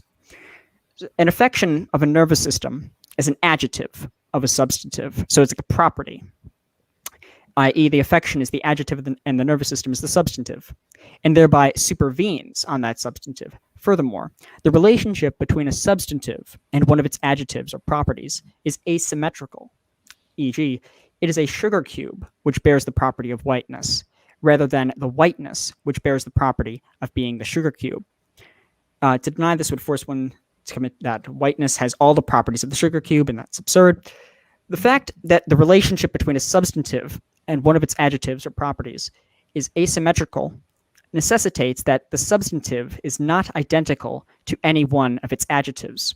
However, this necessitates that if a subject is committed to the position that all that is empirically accessible to subjects consists in affections of subjects' respective nervous systems, then said subject is thereby committed to the position that subject 1's nervous system, N1, is not empirically accessible to subject 1, and that subject 2's nervous system, N2, is not empirically accessible to subject 2.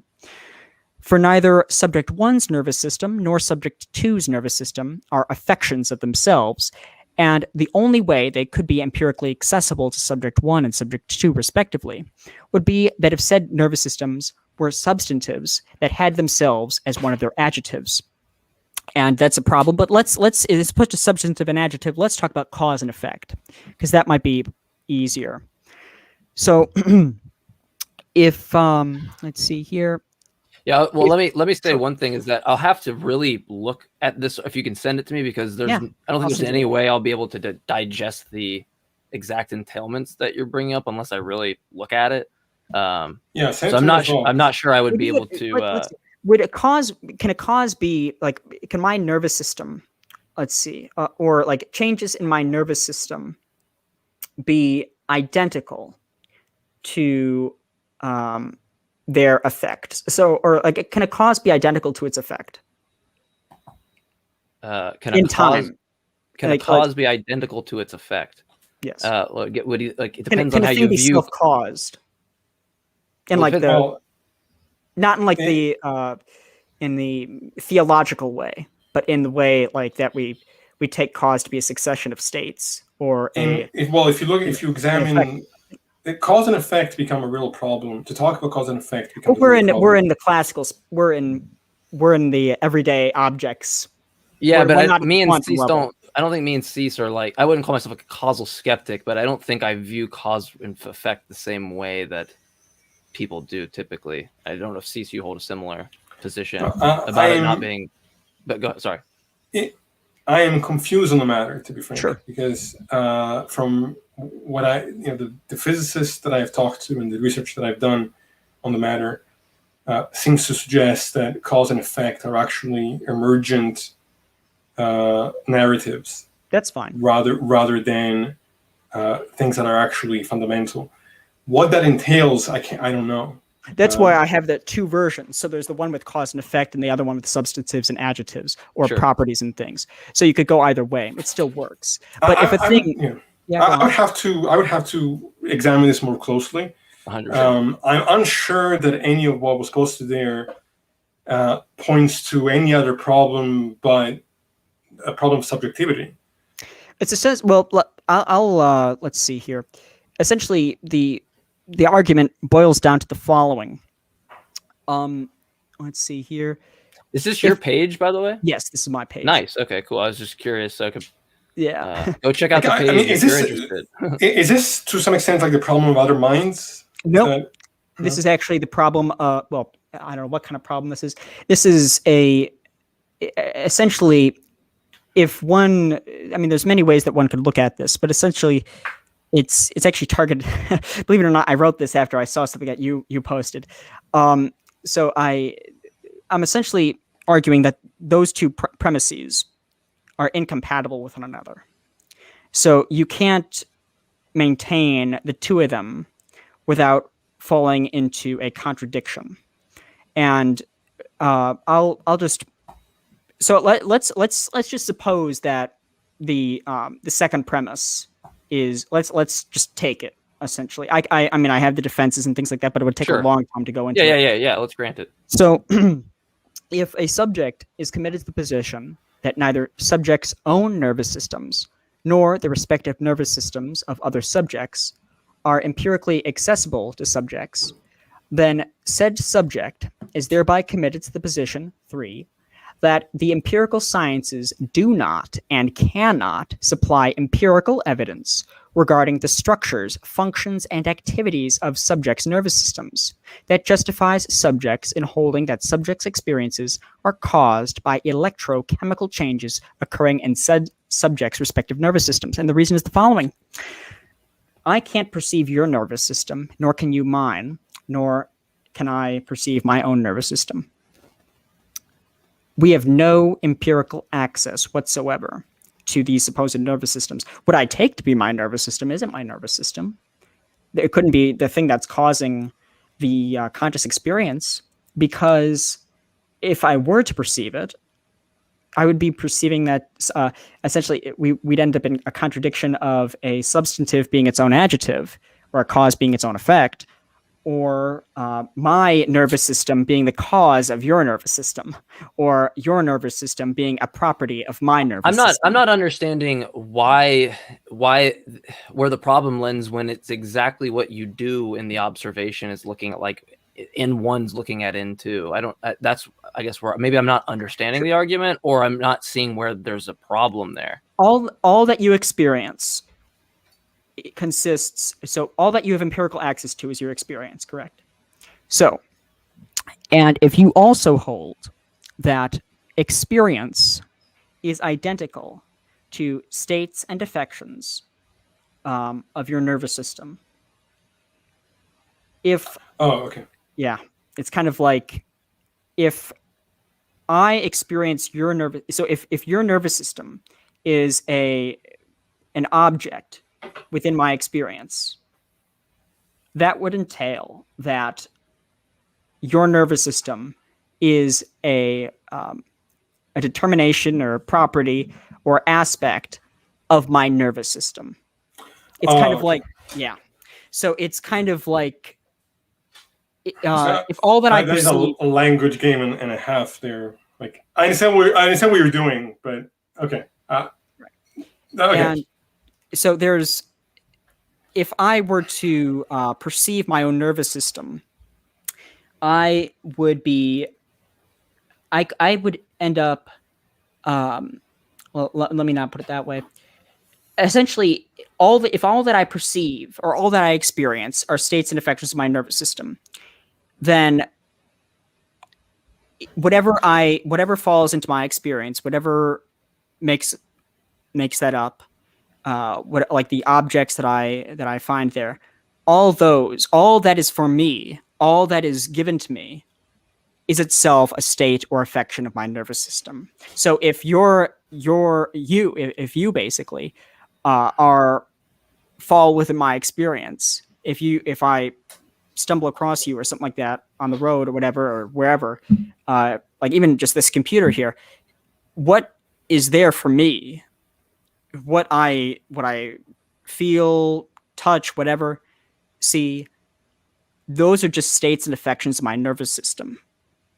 So that's basically what that would entail if the two are identical. But there's I guess no, I don't see a problem. Oh, well, if that's the case, though, then are you dependent on my nervous system?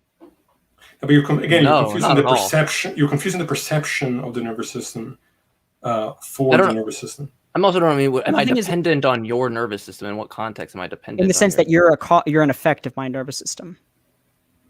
Why would I be an effect of your Well- you perceiving me? Yes. What is for me, like, so what is given to me in experience Sure. Yeah, okay. is a something which I discern as a particular object in space or whatever. Okay. And the distinction, let me put it this way too, the distinction between the act and the object is an artificial one. So when we tend to say, okay, there's a distinction between like the act of knowing and the thing known or whatever, the thing, like the process and the product, those two things can't be separated, on my view.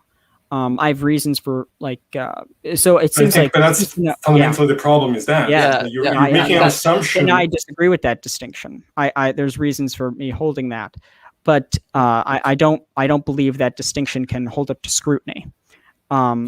But Sure, wouldn't it seem trivial to the other person that was not going to hold to that distinction? I mean, of course, it might fall out of the picture in that sense, but I'm wondering, like, if that's just trivial to the other person in some way, or just not the case or something, like, then I don't know how they would agree to the implications that you derive. Yeah, They're just going, the implications are there only if you have made certain assumptions through the idealistic lens. let me put this another way. I'm Is also all- wondering how this isn't a problem if you flipped it in reverse. Because I don't Like, believe that our an experience idealism. comes through our sense organs. Yes, I but- believe but that our sense couldn't I- organs and things just fall into it. So they're kind of, I don't want to say that they're effete in the sense like they don't have any causal role. I mean, obviously they play an effect in the material But order. if couldn't you want to somebody put it that way. take the goal of the argument and formulate one in almost a similar criticism that you propose, but it might not be based on the nervous system clearly. I mean, that's gonna be something it's not predicated for you, but I don't see how I couldn't take the argument and use the same thing from the mental side of that on how I couldn't derive the. I mean, you're just using the mental, right? I'm wondering where that necessitates a problem under physicalism as opposed to the substance that So, you would. It doesn't. let's see. Well, if we're speaking of, let's see here. I also might not just fully understand the problem. I based think- on stuff. Monistic. I feel bad. If there's Yeah, let's anything let him talk. yeah. I kind of been taking over. That's okay, because I know this argument takes time, and so I knew it needed some space to get it out there. But Sure, yeah. what I was, without changing the subject too much, there was something that C said a while back about this sort of epistemological non-reductivism, and an issue that I see with that is I'm not seeing why that would be the case, right? When we reduce, water to H2O, or if we try to reduce light to, magnetic, waves and stuff like that, there isn't this, huge gap between our knowledge of this. There is a way in principle to know about that. And I'm interested as to what justifies this special pleading. Why is there this special standard when it comes to the mental, right? I mean, if consciousness is, it's just another physical phenomenon. It can be described perfectly fine, no problem, just like everything else. I mean, that's what reductionism would entail, at least, that ontologically it is the same thing. So, and it depends on what you're reducing the mental to, right? If the mental is just the brain, well, it appears then that identifying the brain should identify those mental states because they're actually identical. So I'm not seeing how, like when it comes to digestion, I can describe digestion by describing the functions of the stomach and all that stuff, but nowhere do I stop and go, well, I have this hard problem of digestion. I just can't know, in principle what's going on there, but we make this special pleading when it comes to the mental, and I'm not sure quite why. So let me clarify, because it's not remotely special pleading, because I'm not saying that this problem only applies to consciousness.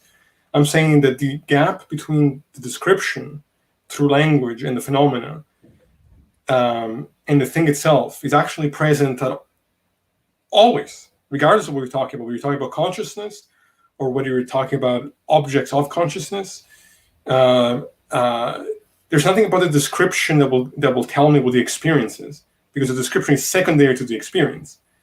That's not to say that the experience has some mental ontology. From my view, it's just that I still intuitively look at experience as a physical phenomena, just one that is not exhausted by a purely mechanistic description, because the description is always secondary to the phenomena itself. That's in all cases, not just with consciousness. But why does that only happen with consciousness? Why isn't that for all phenomena? Because you don't seem to have this hard problem of digestion. You don't have this. I'm saying that the problem exists epistemological gap between the chair. The table, and so he even starts off with like the cogito in the same way. So that's why I don't think your objection there will apply to. I'm saying the problem remains. It's not just with consciousness. The problem exists all throughout. From anything you want to talk about, the problem remains there too. It's not just with consciousness. So I would actually push back on it and say that that's not my position. My position is quite the opposite. Is that there is always a problem there. Okay, there's always a gap there. Okay, what I'm holding is that with this sort of monism, at least, that's not possible. I think if they're one, if there's no distinction, well, then you're going to be stuck there. I'm not saying how you can. Well, you're saying it's not possible, which I don't know if you're saying is impossible. I don't see a logical possibility. Well, you're saying that if I'm a physicalist, if I'm a monist and a physicalist, it's not possible that there's this epistemological dualism. I'm not seeing any room for this epistemological dualism. I don't see where the impossibility or the contradiction lies. Everything could be physical, but if it is true that language is imperfect, by virtue of the fact that there's this gap between my experience and what is ontologically the case, and if it's true that there's a subjective limitation, meaning that I can't experience existence as you do, then it entirely follows, and it's not only possible, but is the case, that phenomena being primary and language being secondary, description being secondary, that the gap is just always going to be there. That has no entailment about what is ontologically the case. It just sounds like a bait and switch there, because we're talking about reducing one phenomenon to another here. We're saying that one is identical to the other. That, let's just say, for example, consciousness is the brain. Mental states are just brain states. Okay, well, if they're indistinguishable, there's no distinction between them at all. It's logically impossible to separate the two. So if identifying A, if A is the brain state and B is the mental state, if identifying A, necessarily identify A would identify B, because there's actually not a distinction between the two. It doesn't make sense that we have neurons, we have the chemical reactions in the brain, we have that, but we don't have consciousness. That's implying a dualism, which is impossible. But I'm not an identity theorist.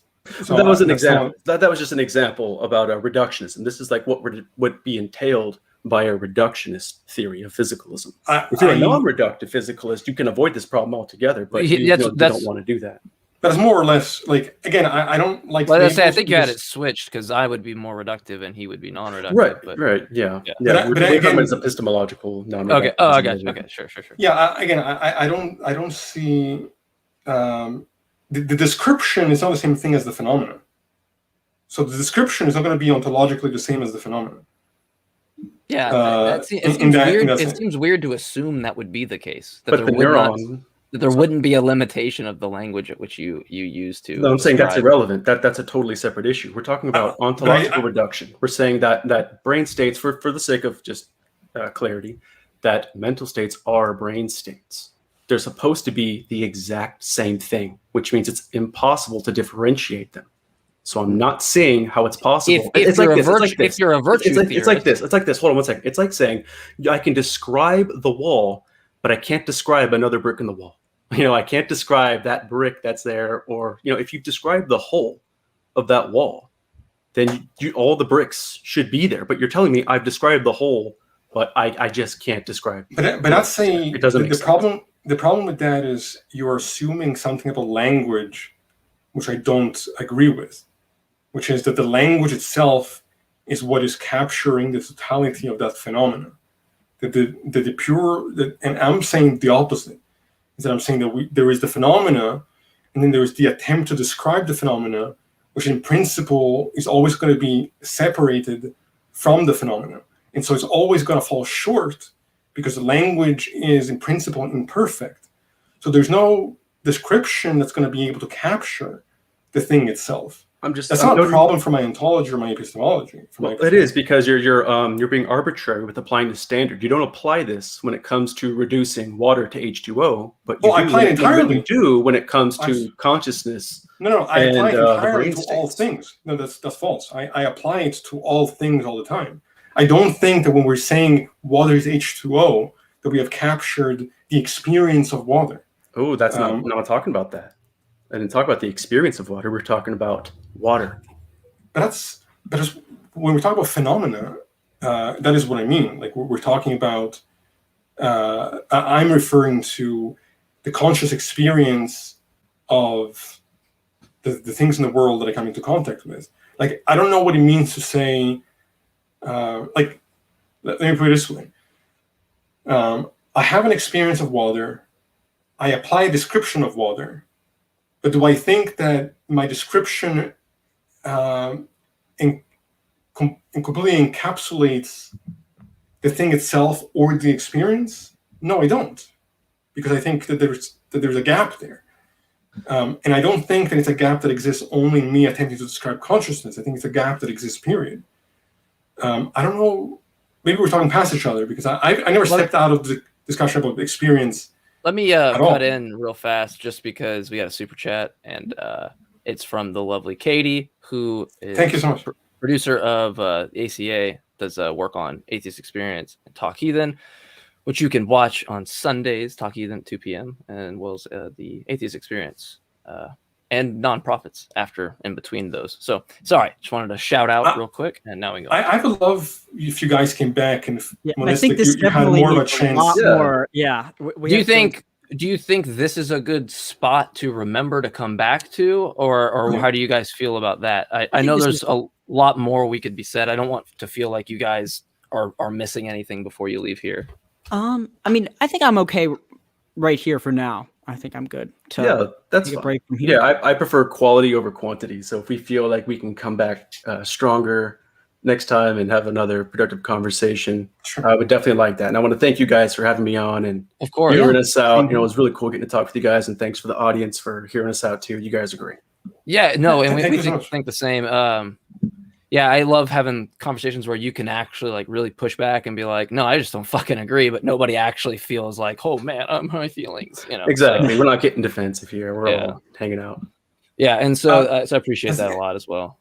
Does anybody in the audience have any questions? I tried to put that up, but I didn't get any questions. That's what I was hoping for. But if anyone does, I can let I'll let both of you guys kind of, if you want to, I don't know, it's not a debate, so any closing statements, but if you want to like kind of share your thoughts on the conversation or something like that to end off, I'd have no problem with that. If you feel free to, not that it's required. Let's see. Yeah, feel free to check out my YouTube channel. I do a lot of audio recordings of books and articles and things, mainly related to idealism, metaphysics, things of that sort. Yeah, I also have a blog too. That's in the About section of my YouTube page. And yeah, feel free to check it out. Cool. Yeah, and I have his YouTube channel in the description. I don't have Monistic Idealists or Idealism's video YouTube channel because I think you only had one video, and I didn't know if that was the right one, but it looked like the same exact picture. I just didn't want to plug someone else's if that was. Oh yeah, somebody mirrored one of my videos recently. That was Christian Idealism. I put it in the little chat there, I guess. Okay, cool. I will put that in the description. I'm gonna copy it now. Yeah, and Cease, I don't know if you wanted to say anything before I sign us off, but no, I definitely enjoyed this conversation. I hope you guys can come back. I'll but yeah, I definitely want to clarify on that point, because I definitely don't hold this position only towards the concept of consciousness. I think it's a problem all throughout as a whole. I think it's an issue, which is why, by the way, because of how I view language, that I believe that there is this gap between how things actually are in the ontology and our access to it, and so yeah. We'll get back to that. And would- the thing, I'll just say thanks again, and I want to end with pointing out something we agree on. It sounds like we're all monists here. Yeah. So, Yes. so we're all one. Yeah, Exactly. I think the one thing that's important to highlight, at least for the audience sake, on my perspective, I've said it before, I'm still navigating a lot on that. I think you three have a more concise, like rigid position in it, which I really envy.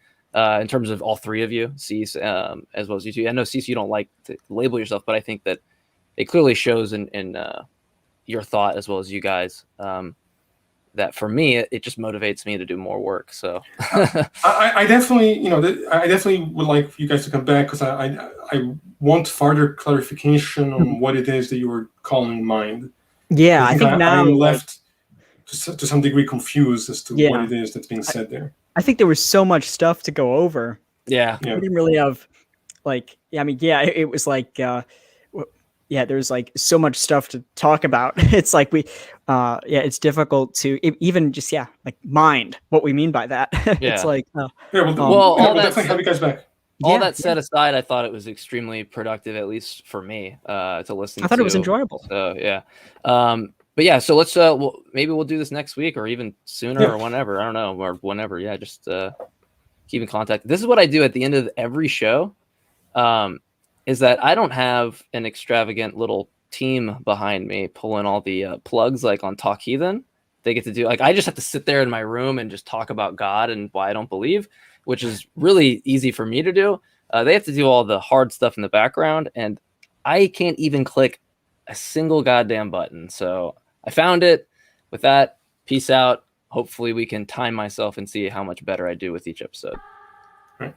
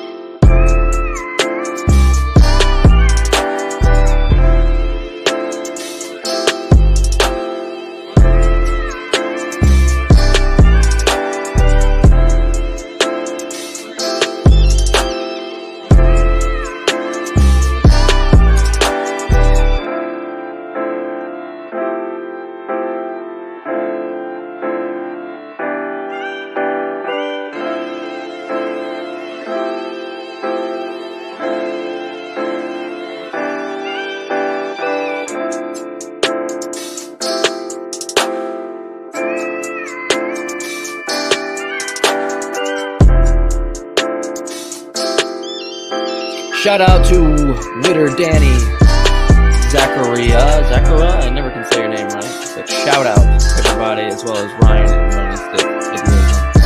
Good convo. And Katie, I see you there, crushing it as always.